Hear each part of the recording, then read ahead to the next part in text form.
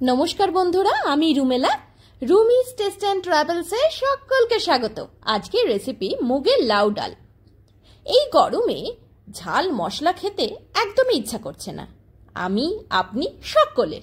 সেই কারণে আজকে এমন একটা রেসিপি নিয়ে চলে এসেছি যেটা মন প্রাণ একেবারে তরতাজা করে দেয়।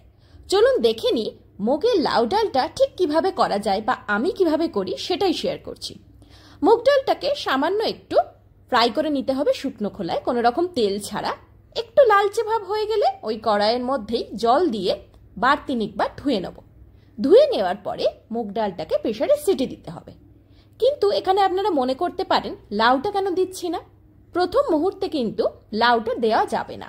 ডালটা মুগ ডালটা সেদ্ধ হতে একটু সময় লাগে, সেই জন্য 60% মতন সেদ্ধ করে নিতে হবে, একটু কাঁচা অবস্থায় নামিয়ে নিতে হবে। তারপরে আমরা লাউটা দেব। প্রথমে যদি লাউটা দিই লাউটা তাহলে গলে যাবে। দেখে নিই পরবর্তী স্টেপগুলো।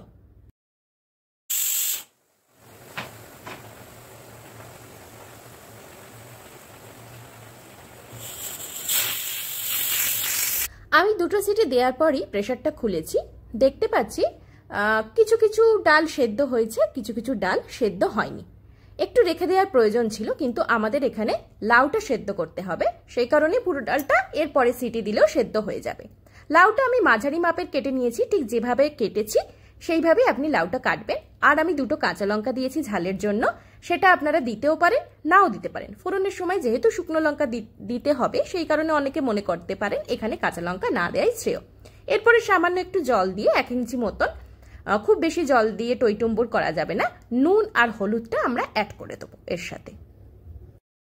আমি বাজার থেকে যে লাউটা পেয়েছি সেটা একেবারেই কচি বা ছোট ছিল, সেই কারণে কোনো দানা ছিল না। কিন্তু অনেক সময় লাউয়ের বাইরেটা দেখে বোঝা না গেলেও ভেতরে দানা থেকে যায়।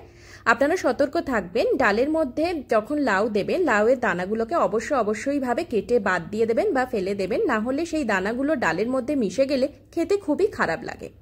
নুন হলুদটা অ্যাড করার পরে আমি ভালো করে পুরোটা নাড়িয়ে নিয়ে 1 থেকে 2 সিটি দিয়ে বেশ খানিকক্ষণ রেখেছিলাম। হাওয়াটা পুরোপুরি বেরিয়ে গেছে, তারপরে ডালটাকে বের করেছি।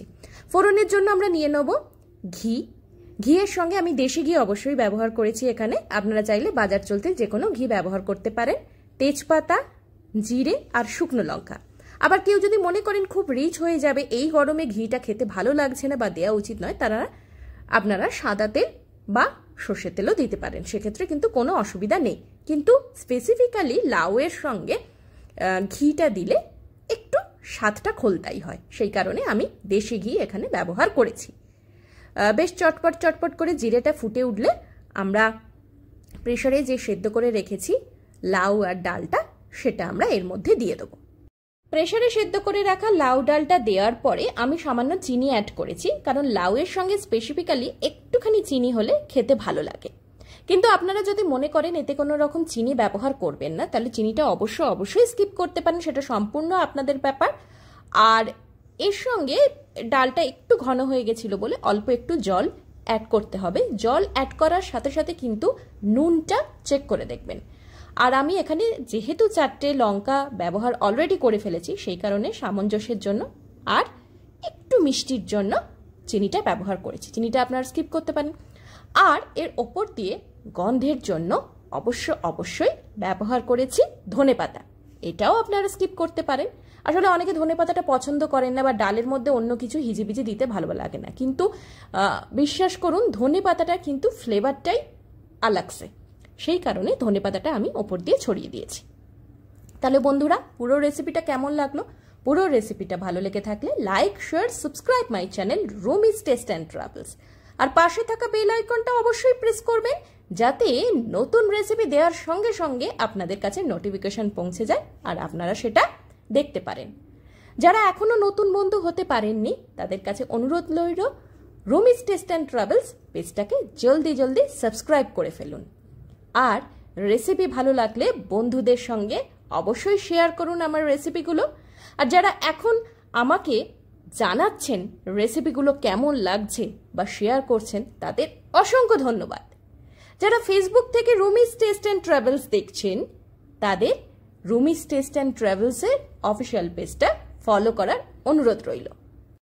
সামনেই প্রচণ্ড গরমকাল, গ্রীষ্মের দাবদাহ, সকলে সুস্থ থাকুন, মশলা কম, হালকা পাতলা খাবার খান, সকলে ভালো থাকুন, সুস্থ থাকুন, আর অবশ্যই কিন্তু ভুরিভোজ জারি রাখুন আর আমার রেসিপিগুলো দেখতে থাকুন। Bye bye and take care.